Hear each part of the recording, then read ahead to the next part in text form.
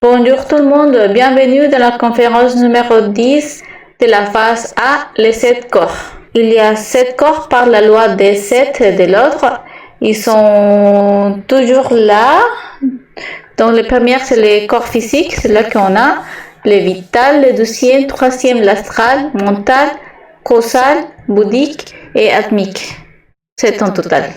L'objectif de cette conférence est de connaître chacun de ces corps. On va décrire chaque corps, leur fonction, leur développement, leur nature, les lois qui les régissent, comment on peut les créer à travers les suprasexes. On va bien expliquer la pratique des suprasexes et vous pouvez commencer à la pratiquer avec votre partenaire.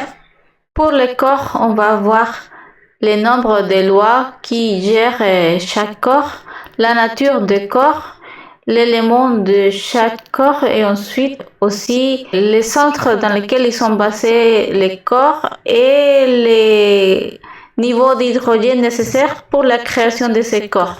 Si on veut avoir de la force de la volonté, pouvoir se déplacer dans une dimension, il faut créer les véhicules qui est approprié à chaque dimension. Donc, on a besoin de créer ces corps via la pratique de transmutation qu'on va expliquer à la fin du vidéo.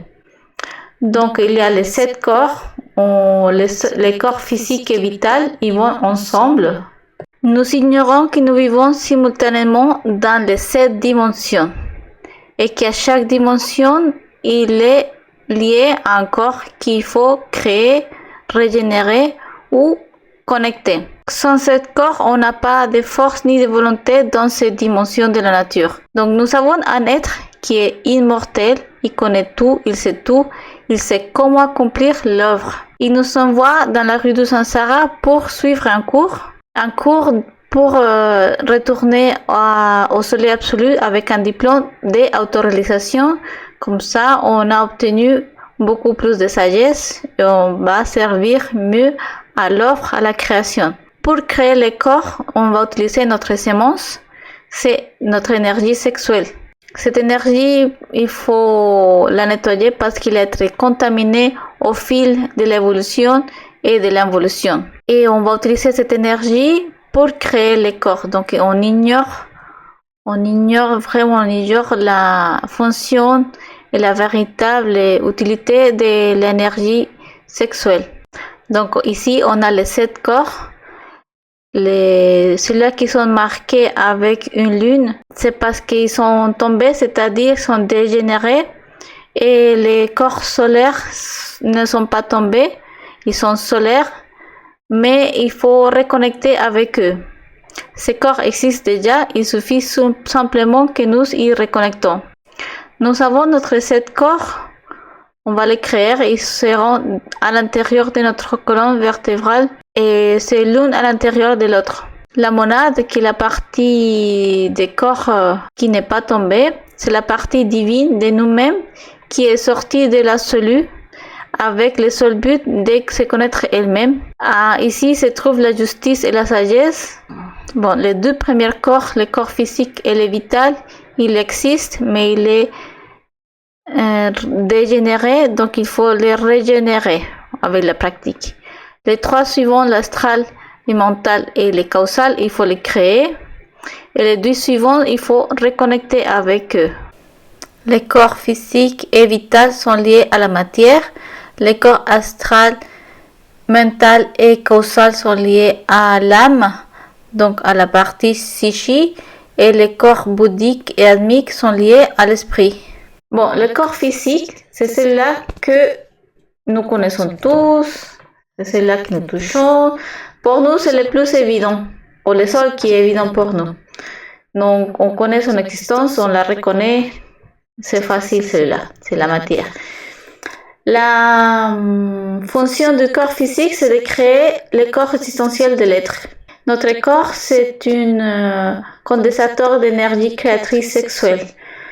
Le but de notre existence dans cette rue de Samsara, c'est de retourner au soleil absolu via la autoréalisation de soi-même. Et pour cela, il faut travailler avec l'énergie créatrice sexuelle.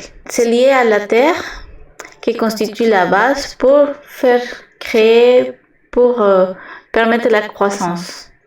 Nous devons régénérer ce corps parce qu'il est abîmé dû à notre défaut, dû à nos karmas, dû à notre ignorance. Si on arrive à les régénérer, nous allons parvenir à avoir la maîtrise sur les noms et les pygmées. Les deux, c'est des élémentaux, c'est, on va dire, l'âme des minéraux, comme on l'a déjà vu dans les conférences d'évolution, involution et révolution. Et les pygmées, c'est des élémentaux aussi fragmentés, c'est-à-dire c'est une partie d'un nomo.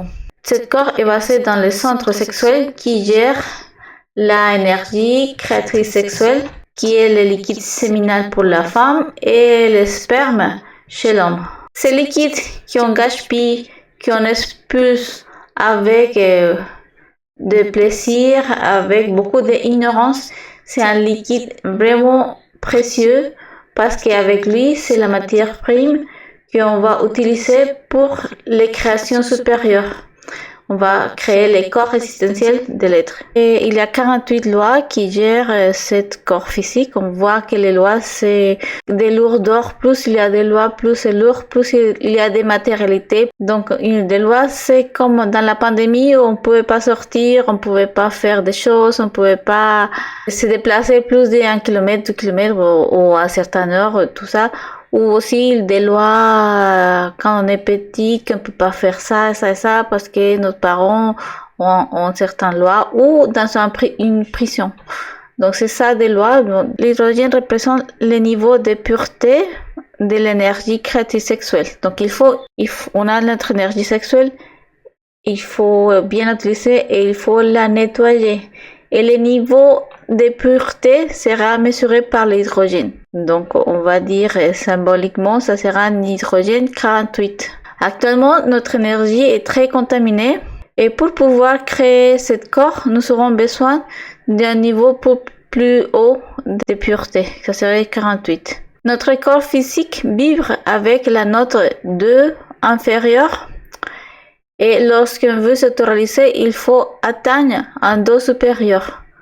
Donc, il faut passer toutes les notes d'une échelle. Donc, on va voir que chaque corps est lié à une note. Ça serait do, ré, mi, fa, sol, la, si, do. Et quand on atteigne le do supérieur, on va finir les 7 corps et on va changer d'échelle. On va passer à une échelle supérieure.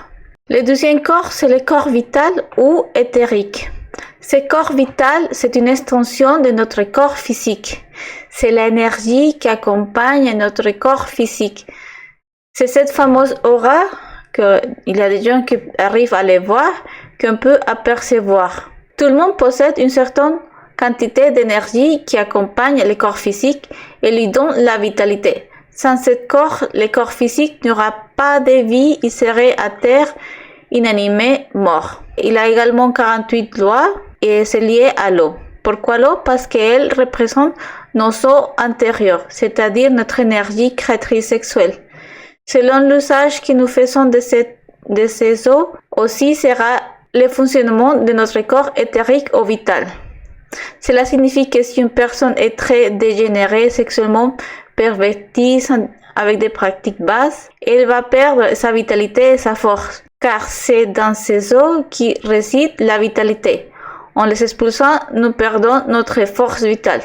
Cela se remarque chez les personnes qui, ayant commencé jeunes à se dégénérer, arrivent à 30-40 ans en paraissant déjà un vieillard décrépite, parce qu'elle n'a plus de vitalité qui lui donnait l'usage adéquat de ceux. Quand une personne se dégénère beaucoup, on va voir les conséquences 40 ans, 50 ans, même à 30 ans, il y a des hommes qui n'ont plus de vitalité, ils ont beaucoup du mal à maintenir la vitalité dans son membre. Donc, il faut bien savoir valoriser notre énergie créatrice sexuelle, pas la gaspiller, bien l'utiliser. Sinon, on va payer les conséquences. Lorsque nous régénérons ce corps, cela signifie que nous avons compris la valeur de cette énergie.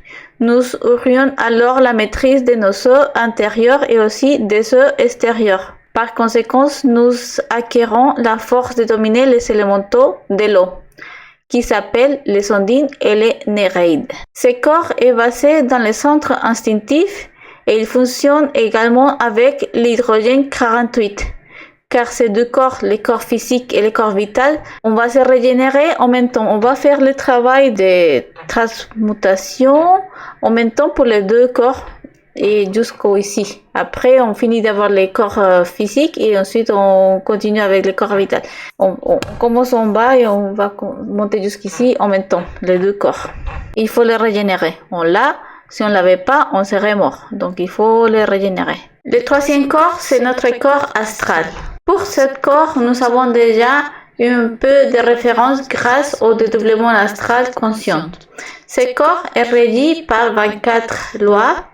Moins de lois signifie moins de limitations. Par exemple, dans le monde astral, nous pouvons voler, contrairement au corps physique qui est soumis davantage à des lois, dont celle de la gravité. Il est de nature moléculaire. En tant que tel, nous avons moins de contraintes, ainsi que nous pouvons traverser des murs, puisque ce corps n'est pas de nature cellulaire comme le corps physique. De plus, dans l'astral, la loi du temps et de l'espace n'existait pas. On peut donc se déplacer dans l'éternité.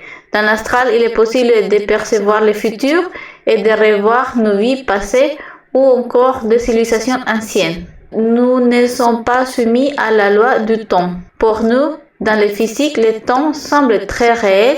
Nous vivons toujours avec une montre. Nous vivons toujours en train d'être pressés, inquiets pour le temps. Dans l'astral, le temps n'existait pas. Donc, dans l'astral, c'est une autre dimension. On va être dans la 5e dimension, une dimension plus légère que la 3e dimension. Donc, il y a moins de lois, on a plus de liberté. Il faut être plus légère soi-même aussi, moins de défauts. Bien sûr, il faut créer un véhicule qui soit capable de se déplacer dans cette dimension. Ce véhicule, c'est le corps astral qu'on va créer avec la transmutation.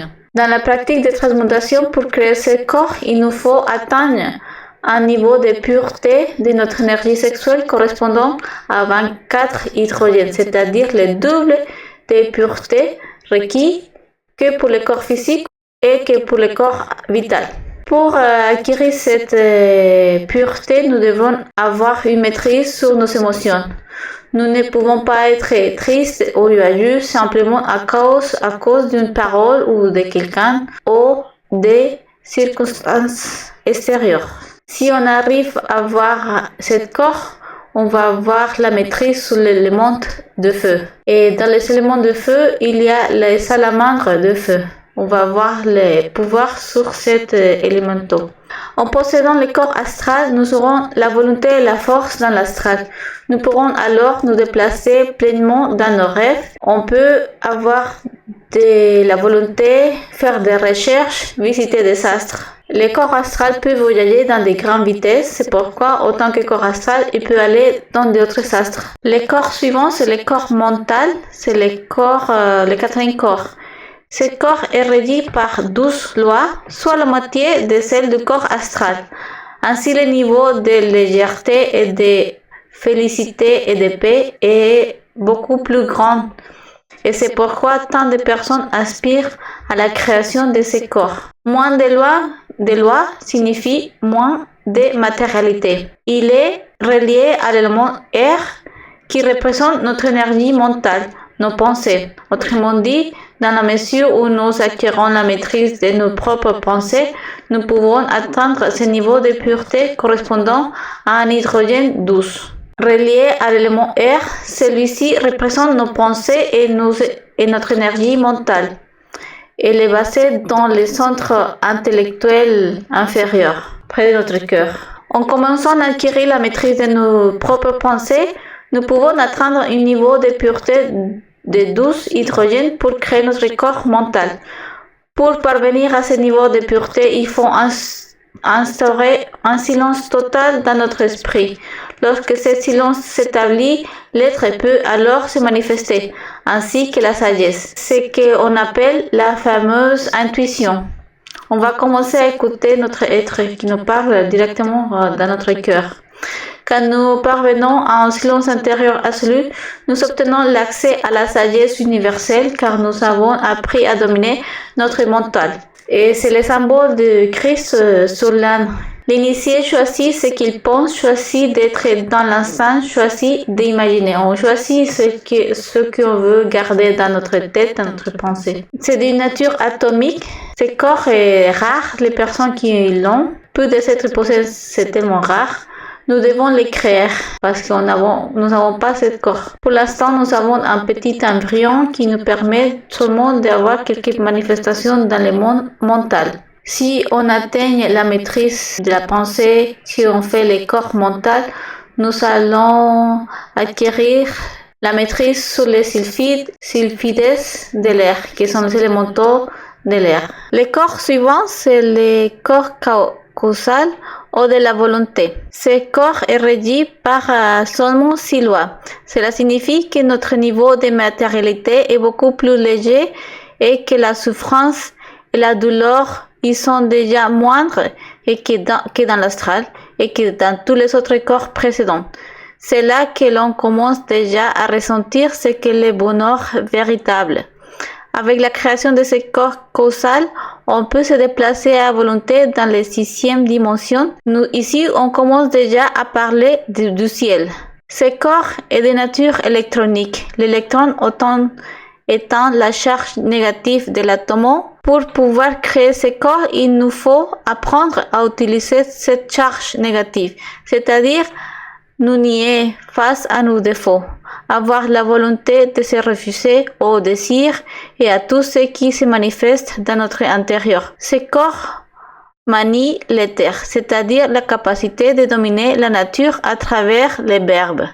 Le feu, l'eau, la terre, l'air, non seulement l'intérieur mais aussi l'extérieur. Par exemple, on peut ordonner aux salamandres de feu d'arrêter un incendie, comme on disait d'un maître qu'il avait la capacité d'entrer dans un volcan et d'y méditer, d'activer ou d'arrêter un tremblement de terre. Ce corps a son siège dans le centre moteur, ici. Travaille avec l'énergie motrice. Il fonctionne avec l'hydrogène 6, donc son énergie est assez pure.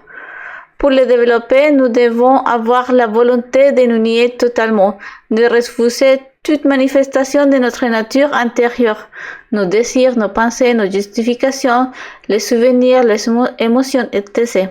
Mais il nous faut développer notre force et notre volonté humaine, et il est nécessaire de créer complètement cette âme humaine. Ici, on va manipuler l'éther, donc ça veut dire toute la nature. Le 6e corps, c'est le corps bouddhique. Elle est reliée à 6 lois et c'est de nature magnétique. Elle est composée de protons. Les protons, c'est la charge positive. Lorsque je parviens à me nier à quelque chose, je vais gagner en retour une force, une compréhension, un élan, une lumière de l'amour. Ces protons est le véritable amour en chacun de nous. Ce corps, nous l'avons déjà. Il suffit juste de nous fusionner avec lui et de nous unir avec lui. Fusionner le corps causal et le corps bouddhique, c'est unir notre âme divine. Il est situé dans le centre émotionnel supérieur, ici, et en lien avec la glande pituitaire. Il manie la kasha, une capacité que seul possède le Christ. Un Christ est un être qui a atteint la 5e initiation, unissant l'âme humaine et l'âme divine. C'est un maître doté d'un très haut niveau de conscience. Autant que Christ, il a la capacité de créer par les verbes. Non seulement il domine la nature, mais il devient un cosmo-créateur. Le Christ est l'armée de la voix, capable de réaliser des créations universelles. Ce corps existe déjà en tout être humain. Il attend seulement que nous fusionnons avec lui. Il représente l'amour en nous-mêmes, la capacité d'aimer, la capacité de créer. Le dernier corps, c'est le corps atmique. Il est régi par 3 lois. C'est de nature lumineuse ou photonique, correspondent au centre de l'atome. Le dédoublement va toujours plus vers l'intérieur. Donc on a vu des natures cellulaires, ensuite d'éther, qui c'est l'énergie, ensuite des natures atomiques, et ensuite on va à l'intérieur de l'atome, donc les électrons et les protons, Et ensuite, on va chez les protons, à l'intérieur de chaque particule de l'atome. Il appartient au monde de l'esprit. C'est le niveau le plus bas où l'être peut se manifester. Nous venons tous de l'être absolu, du soleil absolu. En venant de là, comme nous l'avons déjà vu dans la conférence sur l'évolution, évolution, révolution, notre être a décidé d'envoyer une étincelle afin de se manifester dans l'univers, de parcourir le cycle de la rue du Samsara pour ensuite revenir au soleil absolu avec le diplôme de la sagesse via la autoréalisation. Cet être qui a demeuré dans l'absolu le plus bas où il peut se manifester, c'est dans cet corps atmique, dans cette septième dimension. Il est relié au centre intellectuel supérieur avec la glande pinéale. Ce corps est lui aussi intact. Il attend seulement que nous fusionnons avec lui. Maintenant, on va voir comment on va créer cet corps. On va utiliser l'énergie sexuelle. On va utiliser le sexe. Le sexe a trois fonctions. La reproduction, avoir des enfants, la fabrication du corps existentiel de l'être, dont les 7 corps qu'on a parlé, et la dégénérance. C'est quoi la dégénérance? C'est la fabrication de l'ego qu'on a vu dans la conférence d'évolution. Dans chaque fois qu'on fornique, on va perdre l'énergie sexuelle et cette énergie sexuelle va se corrompre. Millions des atomes d'énergie créatrice vont entrer en évolution et cela fait qu'on va créer des défauts. Notre âme va être noircie et on va descendre dans les échelles de l'être. Une fois qu'on est en bas, il faut commencer à remonter l'échelle et commencer à nettoyer cette énergie. Quelle est la plus haute création pour un humain? C'est se créer soi-même. Créer le corps existentiel pour l'être capable d'avoir la volonté dans des autres dimensions. Donc d'abord, il faut nettoyer l'énergie sexuelle. Donc la matière primaire pour faire le corps existentiel, c'est notre énergie créatrice sexuelle. Chaque jour, on va salir cette énergie par nos défauts, par les moi, qui se manifestent chaque jour en nous. Pendant une journée, nous devons équilibrer tous les jours, c'est le centre de la machine humaine, avec l'autoobservation, avec la mort psychologique. Et il faut décontaminer cette énergie tous les jours, jour après jour. Et comme ça, on va extirper la lumière et la sagesse de cette ténèbres. Les corps vont être créés dans la pratique sexuelle qu'on appelle la naissance. Au fur et à mesure que nous récupérons les œufs, le niveau de conscience va monter par la moelle épinière, vertèbre par vertèbre, et on va créer corps par corps. Avec la pratique de transmutation, nous allons fixer cette énergie libérée de l'ego.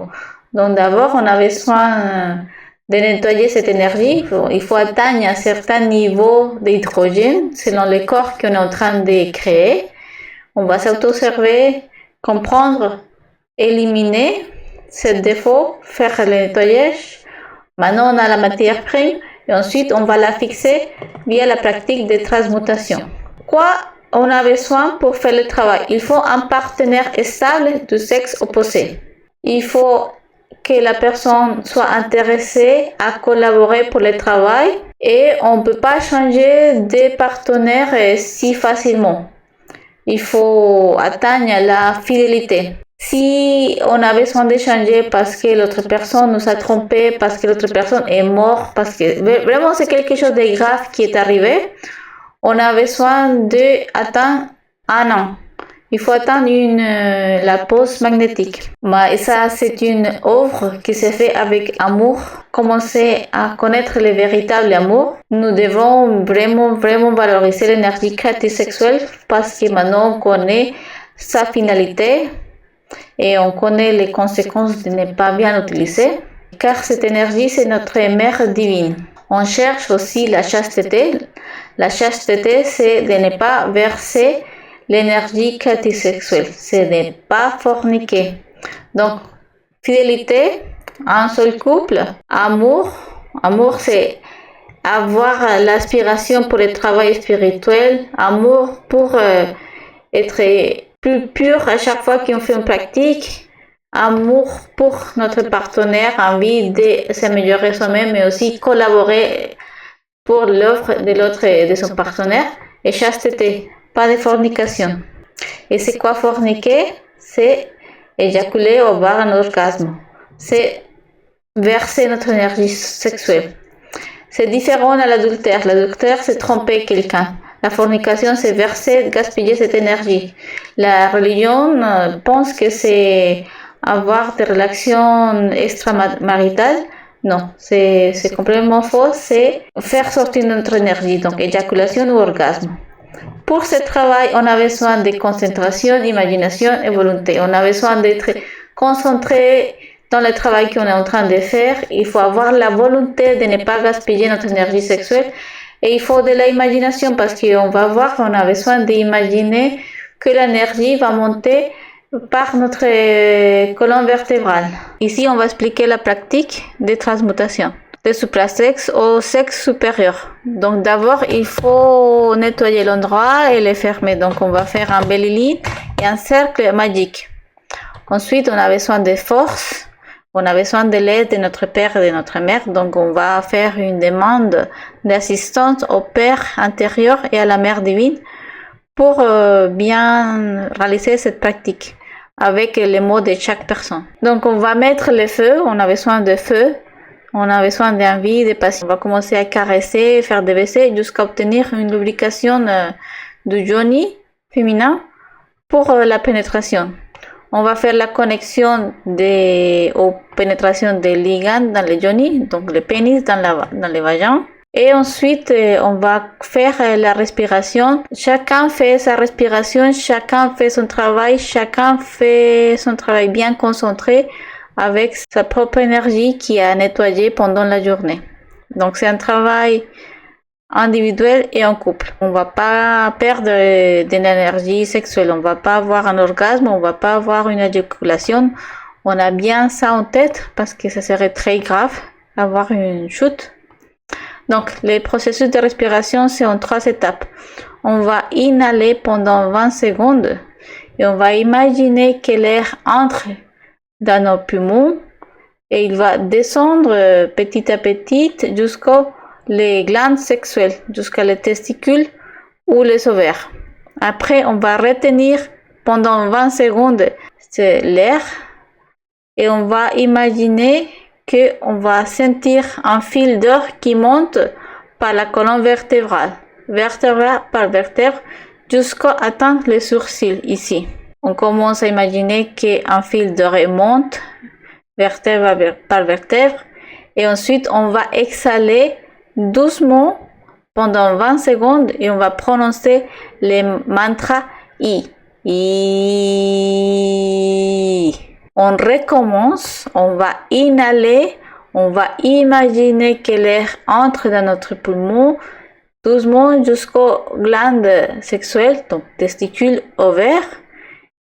On retient, on va réimaginer, on va sentir un fil d'or qui va monter par la colonne vertébrale, vertèbre par vertèbre, jusqu'à les sourcils, entre les sourcils, et on prononce et on exhale lentement et on refait ça avec la voyelle O. Et on peut faire la pratique pendant 10 minutes, 20 minutes, 1 heure, 2 heures, 3 heures. Après, ça va commencer vous allez avoir des puissances. Vous allez pouvoir tenir longtemps et faire des pratiques longues. On les fait voyelle par voyelle, un cycle respiratoire pour chaque voyelle, comme on a déjà expliqué. Les voyelles signifient ignis, agua, origo. C'est important que la pratique va se prolonger aussi longtemps que le couple le désire. On va pas éjaculer, on va pas reprendre l'énergie sexuelle, il n'y a pas d'orgasme. On va le faire avec patience, prudence et persévérance.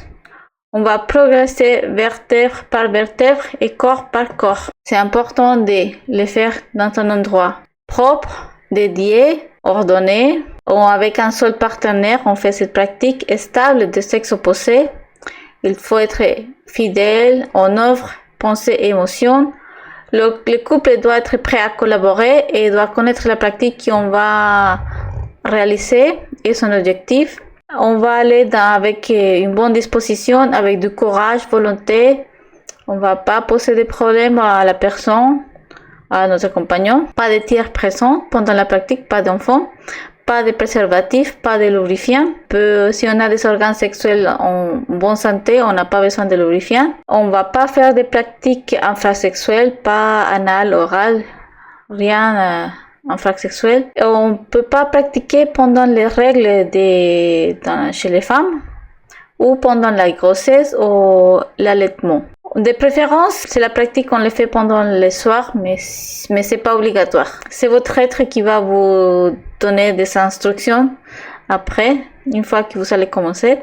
C'est important de communiquer avec votre partenaire et on peut pas prendre une douche ou se baigner tout de suite après la pratique. Il faut attendre minimum 2 heures parce qu'on est chaud, on a commencé à créer le corps et si on se baigne, on va être frigide. Donc c'est pas top pour la pratique suivante. Autre recommandation, il faut attendre 20 heures pour la pratique suivante. Donc on fait pas des pratiques 5 heures après, non, on attend 20 heures. On a besoin de la matière prime, donc il faut éliminer la luxure, la fornication, la fidélité afin de ne pas tomber dans la fornication. Donc on va vraiment étudier ça avant pour ne pas tomber pendant la pratique, pour éviter les chutes, les gaspillages d'énergie sexuelle. On va étudier l'infidélité parce qu'on ne va pas garder des pensées des infidélités pendant la pratique. On va être fidèle envers notre couple dans tous les aspects. Donc pour tout ça, on a besoin de s'observer et de pratiquer la mort psychologique pendant la journée. Car cette énergie libérée, cette combustible de la pratique de transmutation, c'est le combustible qu'on utilise pour fabriquer le corps. C'est recommandable d'être plus de 18 ans pour les femmes et 21 ans pour les hommes. Donc, un petit récapitulatif de ce corps. Nous savons qu'il y a 7 dimensions basiques de la nature.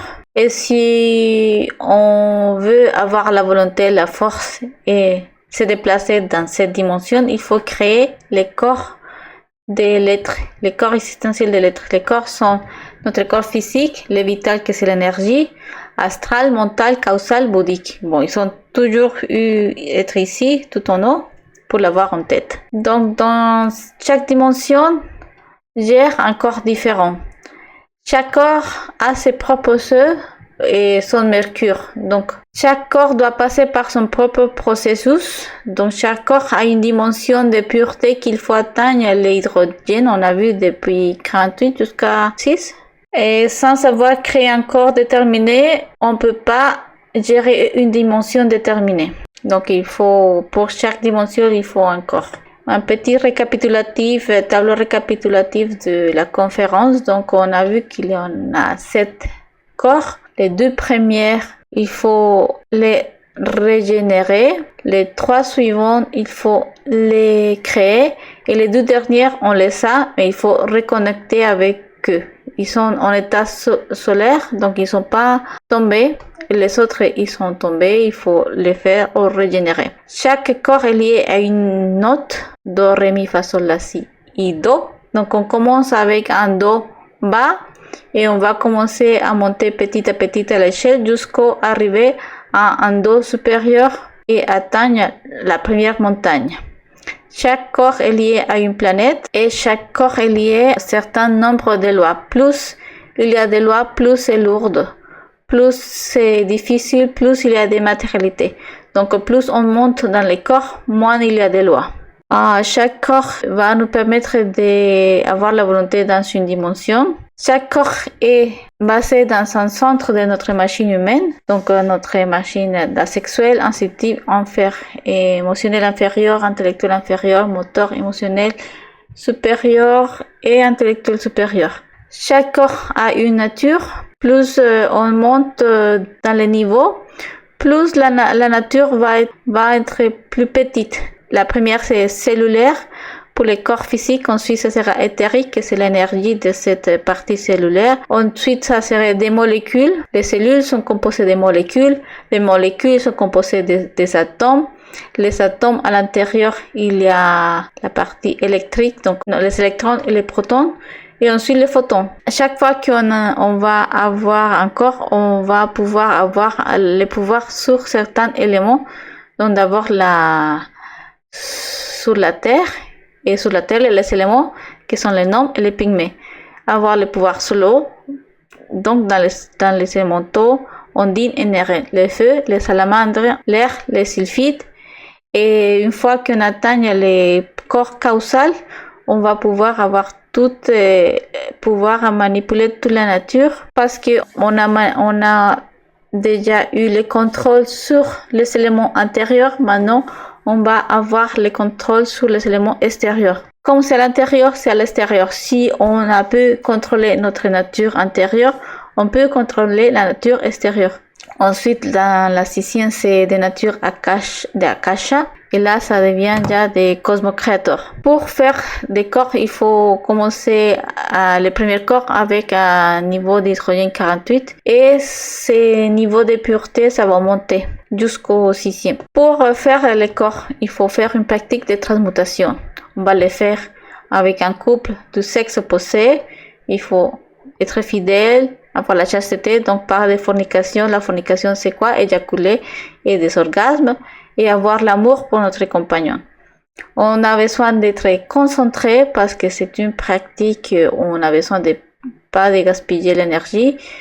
Donc il faut avoir un but en tête, il faut avoir l'imagination parce qu'on va faire monter, imaginer un fil doré qui va monter par vertèbre par vertèbre, et avoir la volonté de réaliser la pratique. Donc, premièrement, on va faire la conjuration de Béréline et des cercles magiques. Ensuite, on va demander l'assistance à notre Père et notre Mère divine. Ensuite, on va mettre le feu. Dans le feu, on va faire des caresses jusqu'à ce que le Johnny soit bien lubrifié. On fait la connexion Johnny Ligan et après, on commence l'exercice de respiration. On va inhaler l'air jusqu'aux glandes sexuelles. Donc jusqu'au ovaire et testicules. On va retenir le fil et on va commencer à imaginer qu'il remonte un fil doré vertèbre par la colonne vertébrale jusqu'ici, entre les sourcils. Et on va exhaler et on répète et on exhale A. On répète et on exhale O. Une voyelle par cycle respiratoire. On va créer les corps, 7 corps dans la première montagne pour avoir des corps solaires. Ça serait le Genesis parce qu'on est en train de créer des corps. Ensuite, on va faire la deuxième montagne et on va créer les corps d'or qui s'appelle l'Apocalypse parce qu'on va éliminer les défauts très durs qui sont là qui se trouvent dans l'enfer. Bon, ici, les 2 premières, il faut les régénérer. Les 3 suivantes, il faut les créer. Et Bouddhi, Atmique, il existe déjà. Il faut juste reconnecter avec eux. Ici, on va voir un peu comment fonctionne l'hydrogène. Donc, c'est le mercure qui représente l'énergie sexuelle. Et cette énergie, il faut la purifier. Dans l'astral, on va voir les œufs, notre œuf, avec un couleur. Donc, on va commencer avec des œufs très, très obscurs, noirs. Ensuite, blanches. Ensuite, jaune et ensuite rouge. Si on fait pas la pratique, parce qu'on est célibataire, on peut qu'atteindre l'hydrogène jaune. Pour atteindre l'hydrogène rouge, il faut avoir un partenaire et faire la pratique de l'arcane. Donc, il faut atteindre l'hydrogène rouge pour commencer à faire la pratique sexuelle. Voilà, on va rêver avec des œufs. Une œuvre d'amour se nourrit d'amour. Merci à tout le monde pour m'accompagner dans cette conférence. La prochaine conférence, c'est la 11. Comment on fabrique l'âme et l'esprit. Merci beaucoup. À la prochaine.